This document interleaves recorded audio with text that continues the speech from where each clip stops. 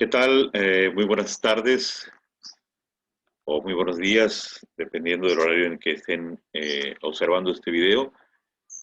En el doctorado en Desarrollo Humano, en la asignatura Globalización, Pobreza y Calidad de Vida, a cargo de la doctora Elizabeth Ramírez Maza, les presento este videoensayo que he titulado Niños, Pobreza y Globalización, con la idea de acercarme un poco a los niños que hoy viven en medio de conflictos bélicos, en medio de inundaciones, en medio de falta de normatividad y regulación, en migración y que están enjaulados en las zonas fronterizas o que son víctimas del fuego cruzado en muchos países del mundo y que evidentemente viven la pobreza, viven la falta de oportunidades, la desigualdad y que están destinados en muchos de los casos a no salir de ese ciclo trágico. Soy Manuel Aragón Germán, les agradezco que atiendan este videoensayo. El gran reto de la humanidad es disminuir la pobreza. La pobreza como concepto de privación, de negación de oportunidades, de negación de la libertad, de negación de la posibilidad de desarrollar tus capacidades más elementales para disfrutar de una vida con bienestar en la cual puedas tener acceso a la lectura, a la música, a la literatura, alimentarte bien, a tener un entorno agradable en el que puedas desarrollarte y que puedas tú realmente ejercer las actividades que tú, por tu propia convicción, has elegido. Ese es el gran reto. Encontrar los mejores métodos de medición de la pobreza desde un enfoque humanista, más allá de esta medición que te permite medir la pobreza desde el ingreso económico, medir la pobreza desde otros puntos de vista más humanitarios. Ese es uno de los grandes desafíos que tiene la humanidad. Tenemos que saber cuántos pobres hay, dónde están los pobres, qué están haciendo, cómo viven y qué se puede hacer en la medida de lo posible para disminuir esta brecha que existe actualmente entre los más ricos y los más pobres. Diseñar políticas públicas que mejoren las condiciones de vida de millones de personas.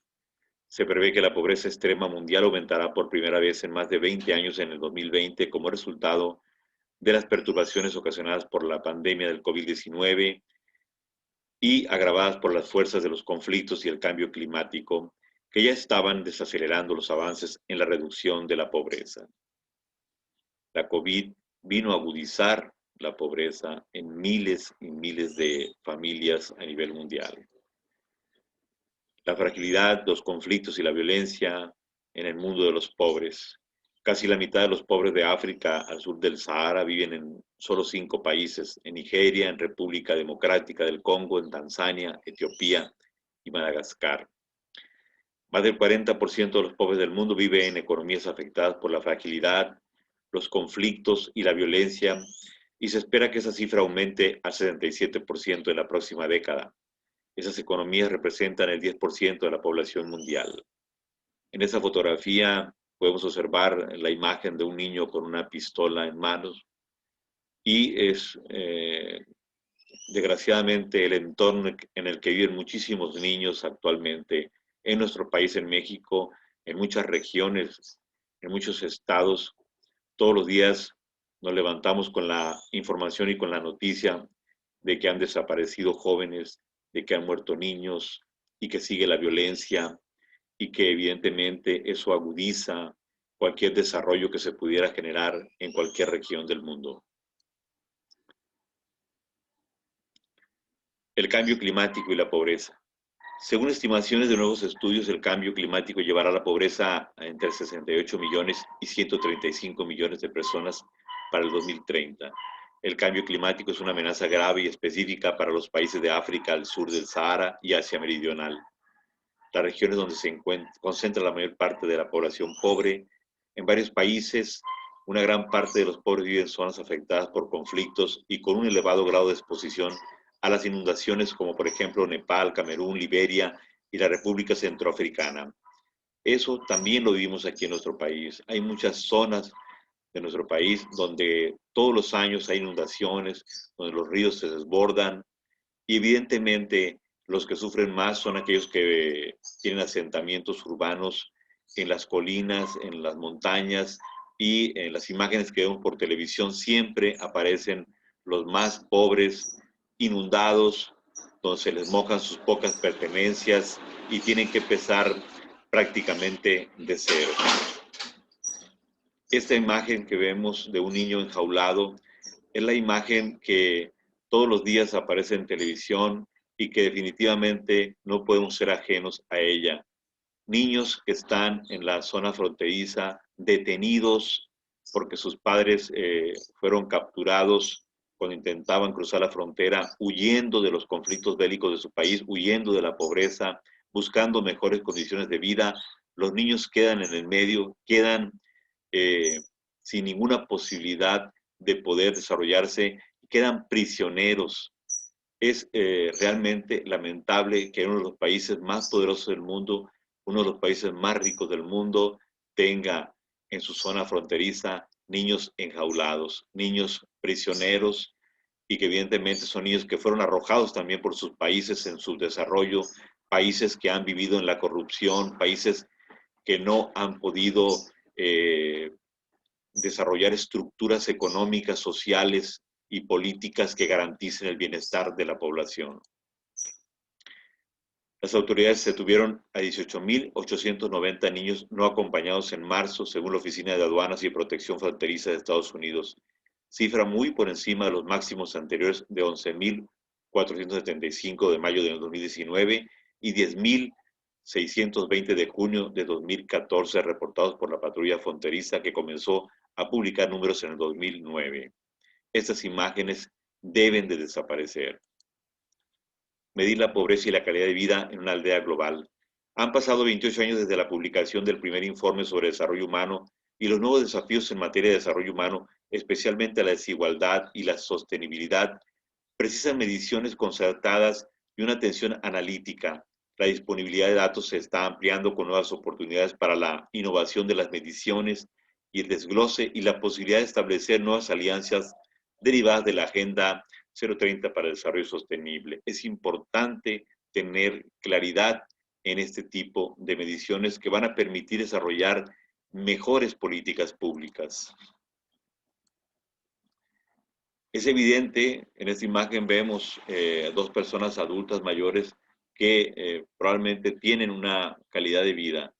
El índice de desarrollo humano es un índice compuesto que se centra en tres dimensiones básicas del desarrollo humano. La capacidad de tener una vida larga y saludable, que se mide por la esperanza de vida al nacer.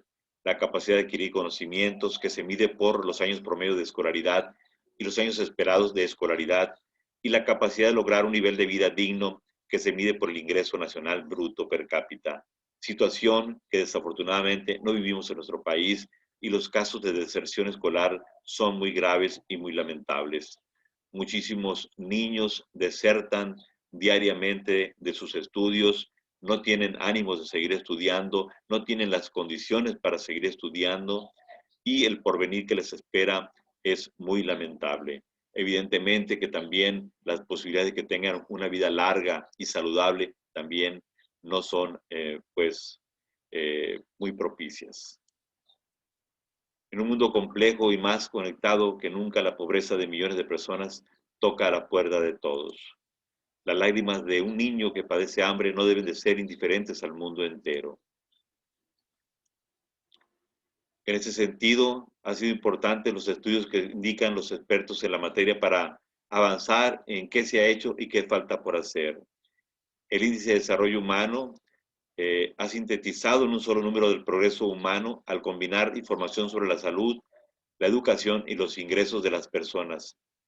Con los años, el índice de desarrollo humano ha servido como una herramienta comparativa de excelencia y como una plataforma fiable para la celebración de debates públicos enérgicos sobre las prioridades nacionales.